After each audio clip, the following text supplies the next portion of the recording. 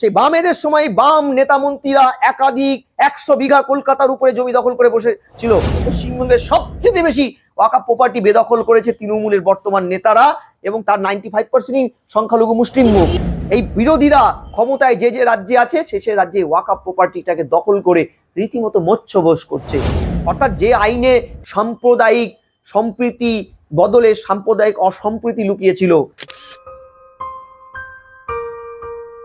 Sir, আপনাকে মাধ্যমে স্বাগত।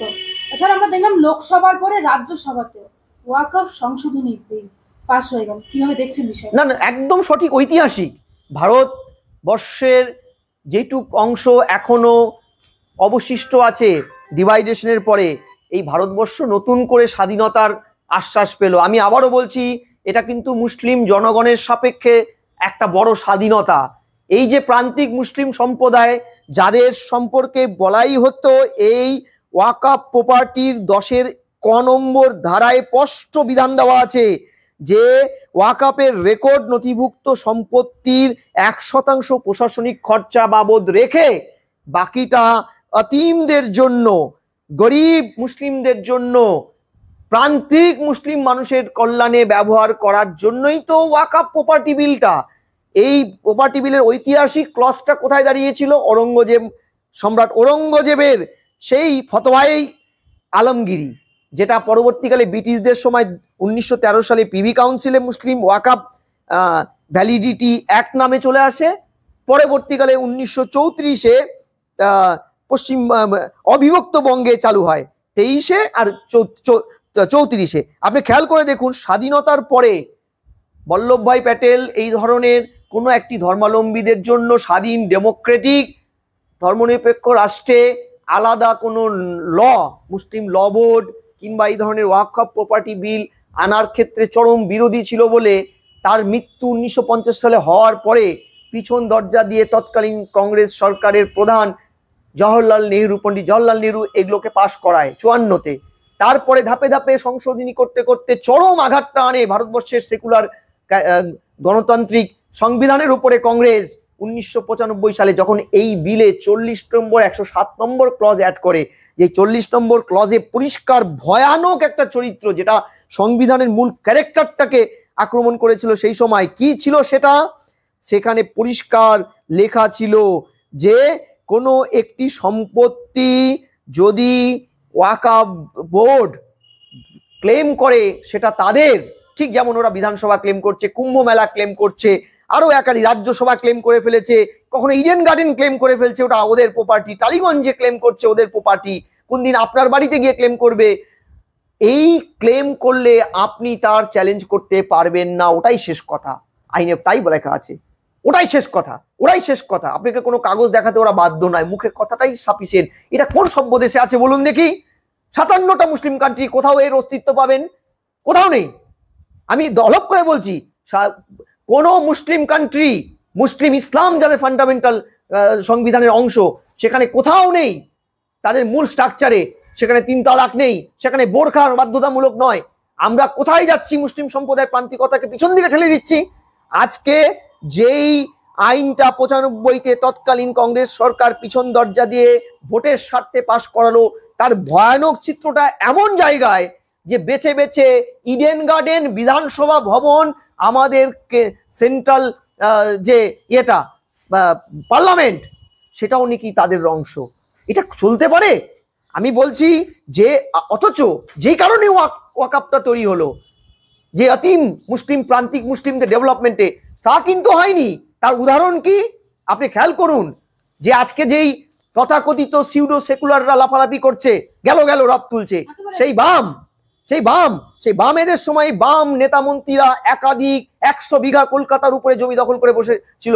মোহাম্মদ সেলিম তৎকালীন সাংসদ, তখন ছিলেন সভাপতি, তার নেতৃত্বে অতীমদের এই যে মানে একদম পরিষ্কারভাবে অতীম সেন্টারগুলোর জন্য, অরফানেজদের জন্য পদেও টাকা ব্যাপক নয়তো হয়েছে। তৃণমূল সরকারের সময় আপনাকে তথ্য বলছি, মহীশূরে টিপু সুলতানের প্রপৌত্র মাইসোর ফ্যামিলির ওয়াকফ স্টেটের সম্পাদক শাহিদ আলম খুদ কলকাতায় এসে হাইকোর্টে 2017-তে মামলা করে বলেছিল পশ্চিমবঙ্গের সবচেয়ে বেশি ওয়াকফ প্রপার্টি বেদখল করেছে তৃণমূলের বর্তমান নেতারা, এবং তার 95%ই সংখ্যালঘু মুসলিম মুখ। এই কারণেই কি বিরোধীরা এত হয়েছে? একদম একদম করে করে করে কমে খাওয়াটা, মুসলিমদের তোষণের নাম করে, তাদের শোষণ করে, তাদের মাথায় ঘোল ঢেলে করে খাওয়ার দিন তো শেষ হয়ে যাবে। ত্রাহি তাহি রব। আচ্ছা বলুন, 3 তালাক নিষিদ্ধ হলে তৃণমূল নেতাদের কি ক্ষতি? 3 তালাক নিষিদ্ধ হলে কংগ্রেস নেতাদের কি ক্ষতি? 3 তালাক নিষিদ্ধ হলে বামেদের কি ক্ষতি? 3 তালাক তো নিষিদ্ধ হলে এই প্রাচীন এই যে অন্ধত্ব, যেখানে সতীদাহ প্রথা আজ থেকে 200-300 বছর আগে হিন্দুরা নিষিদ্ধ করেছে লড়াই করে, আজকে এই যে পিছিয়ে পড়া মহিলাদের, মুসলিম মহিলাদের, তার থেকে উত্তরণের জন্য যদি এটা কেউ চায়, সে যেই দলই হোক, লাল হোক, নীল হোক, গেরুয়া হোক, আপনি তো ওয়েলকাম করবেন। গুড পলিটিক্যাল পার্টি তো ওয়েলকাম করবে। সংকীর্ণ ভোটের স্বার্থে এরা শুধু মুসলিম সম্প্রদায়কে ভয় দেখায়, ভয় ধরিয়ে দিচ্ছে। আচ্ছা বলুন, মুসলিমদের একটা বড় অংশ শিক্ষিত তো এই আইনটা পাশ হওয়ার পরে, মানে এইটা বিলটা পাশ হওয়ার পরে তো বোম ফাটিয়েছে, আনন্দ করছে। যারা এখনো বোঝেনি, যারা বিরোধীদের প্ররোচনায় পা দিয়ে এখনো ভুল বুঝছে, তাদের উদ্দেশ্যে বলে রাখি, ভাইয়েরা, ওয়াকফ প্রপার্টির আসল উদ্দেশ্যটা কিন্তু আপনাদের কেউ, আমি আপনাকে বলছি, বুম নিয়ে যান, মুসলিম 100টা মুসলিম সম্প্রদায়ের লোককে বলুন, আপনি কি ওয়াকফ প্রপার্টির থেকে অর্থ পান? আপনি তো দরিদ্র মুসলিম, সে নামই শোনেনি। অর্থাৎ এর আসল উদ্দেশ্যটা হচ্ছে না এই বিরোধীরা ক্ষমতায় যে যে রাজ্যে আছে সে রাজ্যে ওয়াকফ প্রপার্টিটাকে দখল করে রীতিমতো মৎস্যভোজ করছে, তাই এদের গাত্রদাহ। স্যার আমরা দেখতে পাচ্ছি এই ওয়াকফ বিল নিয়ে একেবারে তৃণমূল থেকে শুরু করে কংগ্রেস সবাই একসঙ্গে হয়ে গেছে। এটা কিসের ইঙ্গিত? এটা হচ্ছে ধর্মনিরপেক্ষতার ইঙ্গিত, তথাকথিত ধর্মনিরপেক্ষ। স্বাধীনতার পরে যে চাষটা এরা করেছে, ভাবুন কত বড় ধর্মনিরপেক্ষ দল এরা। ধর্ম মানে না, ধর্মের ভিত্তিতে দেশভাগ মানে। আচ্ছা ধর্ম মানে না বাবুরা, ধর্মের ভিত্তিতে মানে সংরক্ষণ মানে। আচ্ছা ধর্ম মানে না বাবুরা, ধর্মের ভিত্তিতে গড়ে ওঠা পাকিস্তানকে সিঙ্গুলার স্টেট করার জন্য দাবি তোলে, লড়কে লেগা পাকিস্তান, লড়কে লেগা গোরখাস্তান। অথচ ভারত, যে ধর্মের ভিত্তিতে ভারত ভাগ হলো, পাকিস্তান ভাগ হলো, সেই ভারতকে তারা বলছে আপনারা প্লুরালিস্টিক থাকুন, অর্থাৎ বহুত্ববাদ থাকুক আপনার, অর্থাৎ ওকে বলছে আপনি সিঙ্গুলার থাকুন, অর্থাৎ ইসলামিক কান্ট্রি হন আপনি, আর একে বলছে আপনি বহুত্ববাদ থাকুন। আমার প্রশ্নটা হচ্ছে, এই যে একচোখা হরিণগুলো যারা সাম্প্রদায়িক সম্প্রীতির নামে এই যে করে, যারা ইফতার পার্টি বলছে সেকুলার কান্ট্রিতে ইফতার ধর্মীয় চর্চা শিক্ষা প্রতিষ্ঠানে হবে কেন? আচ্ছা বাবু, আমিও তো বলছি, আমি তো সেকুলার অধ্যাপক একজন, আমি তো বলছি কোনোভাবে সরস্বতী পূজা করতে পারবেন না শিক্ষা প্রতিষ্ঠানে, সেকুলার যদি বলে থাকেন। তাহলে আপনি ইফতার পার্টি করছেন, হাত ডুবিয়ে কমরেডরা খাচ্ছে, আমরা ফেসবুকে দেখছি, লাইভ দেখছি, শিক্ষা প্রতিষ্ঠান যাদবপুরে, one of the eminent university educational institution. আর ঠিক রামনবমী করতে গেলে আপনি বলছেন নইব নইব চ, সেকুলারিজমে ধাক্কা লাগছে। এই কোনসা সেকুলারিজম ভাই তোমার? এই চাষটা তো কংগ্রেস ভুল বুঝিয়েছে আমাদের। ইতিহাসের ভুল চর্চা আমরা শিশুকাল থেকে করে এসেছি। আমার আপনার কাছে একটা বিনীত প্রশ্ন, আপনি পড়েছেন কিনা জানি না, আমি বামেদের সময় পড়াশোনাটা করেছি, আমি বামেদের ইতিহাস বইয়ে পড়েছিলাম বীর সাভারকার, সেখানে একটা অক্ষর বাম শিক্ষাবিদরা লেখেননি। সাভারকার মুচলেখা দিয়ে নাকি শাস্তি লঘু করেছিল ব্রিটিশদের কাছে। সত্যি যদি হতো বামেরা লিখতো না। আজকে যে বাম নেতারা টিভিতে স্নো পাউডার মেখে এই কথাগুলো বলে, তাদের ইতিহাস বইয়ে কেন সাভারকারকে আমাদের পড়াতে হয়েছে, আমাদেরকে শিশু পাঠ্যে পড়াতে হয়েছে? সাভারকার বীর দীর্ঘদিন জেল হাজতের কষ্ট সহ্য করেছে সেলুলার জেলে।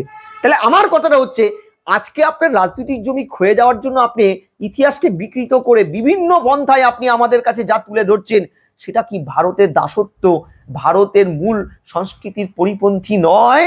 উত্তর দেবেন আপনারা, সাধারণ মানুষ উত্তর দেবে, অপামর মুসলিম সাধারণ আমার ভাই বন্ধুরা বোনেরা উত্তর দেবেন। 3 তালাক উঠে যাওয়াটা কি সঠিক হয়নি? আপনারা চান না আপনার ছেলেমেয়েরা ইংলিশ মিডিয়ামে পড়ুক, হিন্দুদের মতন, অন্য সম্প্রদায়ের মতন আপনার ছেলেমেয়েরা টাই পরে সুটেড বুটেড হয়ে ডাক্তার ইঞ্জিনিয়ার হোক? এরা কেন আপনাদের ছেলে মেয়েদেরকে সেই খারিজি মাদ্রাসার অন্ধকারে ফেলে দিতে চায়? কেন মমতা ব্যানার্জিকে মুসলিম অধ্যুষিত গ্রামগুলোতে স্কুল না খুলে খারিজি মাদ্রাসা, অনুমোদনহীন মাদ্রাসার অনুমোদন দিতে হয়? একবার ভাববেন ভাইয়েরা, ভাববেন আপনারা। তাই সাচার কমিটির রিপোর্টটা ভালো করে দেখুন, যে রিপোর্টটা সবাই মানে, এই বিরোধীরাও মানে। তারা পরিষ্কার বলেছে 9.4 লক্ষ একর ওয়াকফ রেজিস্টার্ড প্রপার্টিতে, যেখানে 2006-এ 1600-1700 কোটি টাকা আয় হওয়ার কথা ছিল, যেটা আপনাদের ডেভেলপমেন্টে লাগতো, সেটার আয় হয়েছে কত? মাত্র 164 কোটি টাকা। কেন হয়েছে? বুকে হাত দিয়ে নেতাদের প্রশ্ন করুন তো, যারা যারা যে যে রাজ্যে ক্ষমতায় আছে তারা কেন এই ওয়াকফ প্রপার্টির থেকে সঠিক মূল্যটা তুলছে না? ওয়াকফ প্রপার্টির উপরে দাঁড়িয়ে থাকা হোটেল রিসোর্টও 5000-6000 টাকা বেতনে ভাড়াতে চলছে। কেন সরকার এগুলোকে অকুপাই করে আপনাদের মূল্য দিচ্ছে না? একেবারে স্যার, মানে এই বিলে এমন কি আছে যাতে বিরোধীরা এত ভয় পাচ্ছে? কিছুই নেই, কিছুই নেই। এই বিলে আছে যে ভারতের মূল স্ট্রাকচার মেনে মহিলাদেরকে এই ওয়াকফ বোর্ডের অংশগ্রহণ করতে হবে, মুসলিম মহিলাদের। ভালো দিকগুলো। হ্যাঁ, এই তো ভালো দিক। এটা বিরোধীরা বলছে খারাপ। মহিলাদের অংশগ্রহণ, বিরোধীরা নৈবচ। আচ্ছা, মুসলিম ব্যাকওয়ার্ড সম্প্রদায়, শিয়াস, সুন্নিস, আদার্স ব্যাকওয়ার্ড, বহরা, আদার বুক ব্যাকওয়ার্ড, আচ্ছা আগা খানি, এদেরকে ঢুকতে দিলে নাকি এই বিলটার ক্ষতি হয়ে যাবে। ভাবুন, বিলটার ইনক্লুশনের কথা যারা বলছে, যারা এটাকে রাখেনি, যারা এইটাকে এমন একটা বিলে পরিণত করেছিল যাতে সাম্প্রদায়িক সম্প্রীতি বিঘ্নিত হচ্ছিল, একজন মুসলিম ওয়াকফ বোর্ডের লোকজন এসে যদি আজকে বলে এই বাড়িটা আপনার নয়, স্যার আমরা রেকর্ড দেখেছি 200 বছর আগে এই জমিটা আমাদের ছিল, আপনাকে সরে যেতে হবে 1995 সালের কংগ্রেসের তৈরি আইন অনুযায়ী। আপনি তাহলে কি সহজভাবে নেবেন? আপনার 200 বছরের বসত বাড়িটা চলে গেলে নেবেন না তো। অর্থাৎ যে আইনে সাম্প্রদায়িক সম্প্রীতি বদলে সাম্প্রদায়িক অসম্প্রীতি লুকিয়েছিল, সে আইনটা পাল্টালে কেউ যদি বলে গেল রব, কেউ যদি ভুল বলে বলুক গে।